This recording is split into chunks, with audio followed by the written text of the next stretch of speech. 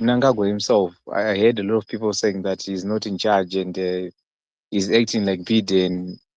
I think he is definitely in charge. There is no amount of cunning. This cunningness is actually coming from Mnangagwa. He is the one that has been systematically eliminating the opposition to come up to this stage where we are now, because he wants to change the constitution, and he's actually doing it after after the death of Geza. So what we are seeing here is we have some form of like that the Geza pushing, that the Geza resistance or informal resistance kind of like delayed this stage where we are right now. But eventually, now there's no resistance whatsoever.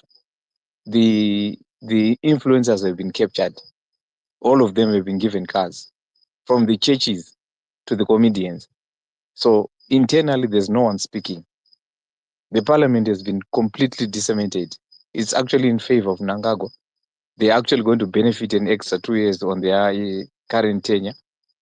And the whole process of changing the constitution is ultimately, it's absolutely rubbish and illegal.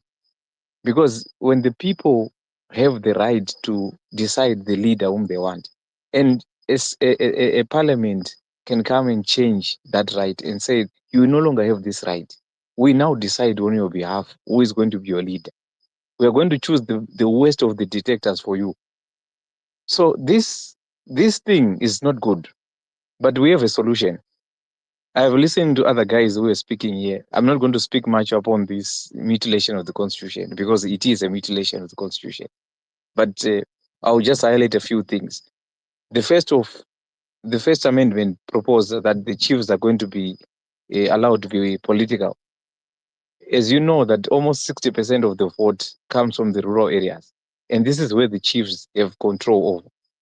So if they have political rights to participate on behalf of a political party, it's most likely that they're going to coerce the villagers and other resident citizens in the rural areas. They're going to be influenced to vote for ZANU-PF. And when the majority of parliamentaries win, they will vote for a president which they want.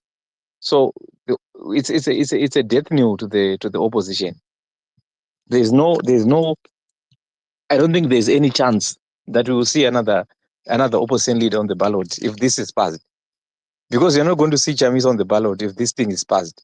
You're not even going to see Mnangagwa, but you just see him as the president or whoever they want to succeed in ZANU-PF. So given these fundamentals, I want to stress the issue that the diaspora is going to be the biggest obstacle to Mnangagwa's agenda, because the diaspora has what we call diplomatic power or lobbying power, right? Especially countries which are more favorable to democracy, like the United States and United Kingdom, even European Union. We need to write what we call petition letters, right? They can be written by an individual. Anyone in Zimbabwe can actually write a letter right now, submit it to the embassy of the United States. It's allowed.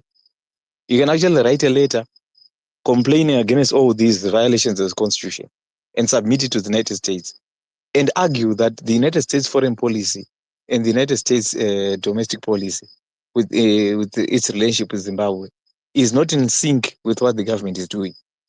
And therefore, we call for intervention, not necessarily military intervention, but diplomatic intervention. They will take it up. They will look into it. They will see if the merits hold. Another issue is to the people in the United Kingdom. They have got an opportunity to write to their various members of parliament. You can actually write to your member of parliament that I'm from Zimbabwe. I've been affected by the constitutional amendments that are going on, and I want to lobby my MP to speak on behalf of Zimbabwe in parliament. So wherever we are located, sorry, my dog is having issues here. I need to feed it now. So whenever you have these issues, we have various Zimbabweans in various constituencies in the United Kingdom. There are MPs all over there, right? Those MPs, they will receive different letters from different Zimbabweans. This issue will be brought up with an international audience, right? It will be discussed in the UK Parliament. And one thing that the ZANU-PF is afraid of is international pressure. They want to appear like they are this beautiful government. Well, they love their citizens. They're doing well for their citizens, but they are not. So they hate international pressure. They hate it when they get demonized on the international forums. They don't like it. So the strategy is going to be, we need to internationalize this crisis as far as we can. We need to write letters to SADC. All citizens in the SADC region, they need to approach their embassies. They need to write letters to the African Union. They need to write letters to the European Union until this issue becomes a hot topic in various forums. Even if one institution like the European Union discusses what Zimbabwe is about to do, Zimbabwean regime is about to do, it will catch waves. It will definitely catch waves, and I know that ZANU-PF will take note of it. And do you know the other thing about bringing the international community is about economic diplomatic isolation. We're not necessarily calling for sanctions, but we're saying that the progress that was made in re-engagement with the European Union cannot continue under these circumstances.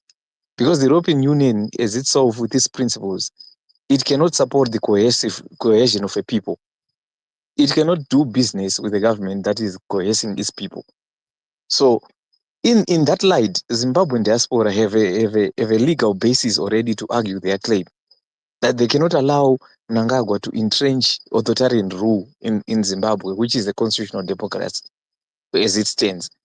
So we need to argue our case using the international charters of United Nations or African Union or SADC, because Zimbabwe is a signatory to these charters. They are signatory to democracy promotion. They are signatory to constitutionalism promotion in all these various international forums.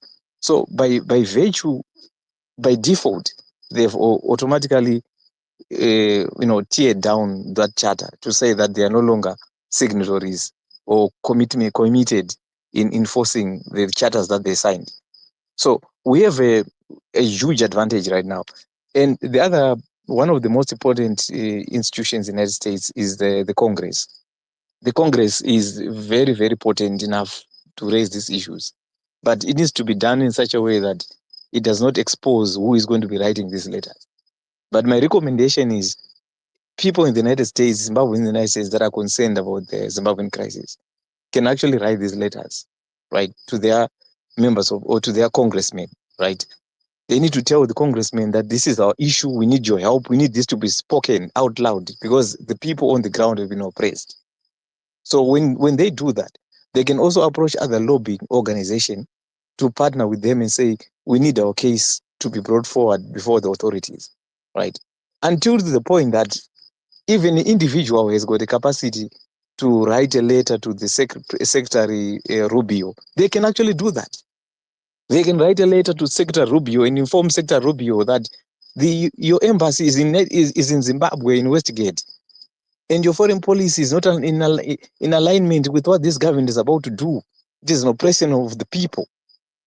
So your foreign policy, which is now out of sync with what Zimbabwean government is about to do, we need an intervention in this case, in diplomatically. We are not calling for military intervention, but we need this issue to be made an international issue. Another aspect is the South African government. It can be approached also in Pretoria. We can approach the South African government. We know that Ramaphosa is not going to do anything, but he needs to be informed that what is about to happen in Zimbabwe can affect him. It can affect his country, right? This is the reason why there's a lot of migration between Zimbabwe and South Africa. So he needs to be informed that is what your counterpart is about to do, right? Those people in South Africa can actually come together, visit and lobby the South African government that we don't want what is about to happen in Zimbabwe. He should go as a statesman and remind his fellow statesmen that what is about to do is against the principles of democracy and human rights in the whole of Africa and the world. That is what he must do. So he can actually be lobbied, right? So what we're discussing here is a very huge crisis. Emerson Mnangagwa has systematically taken out all the opponents that can voice against his agenda, including the army itself. And he even said that the army must not uphold the constitution. It must remain under the constitution, right? Meaning that the army cannot carry out a coup in the event that they see that what I'm about to do is unconstitutional. They must only follow what I say.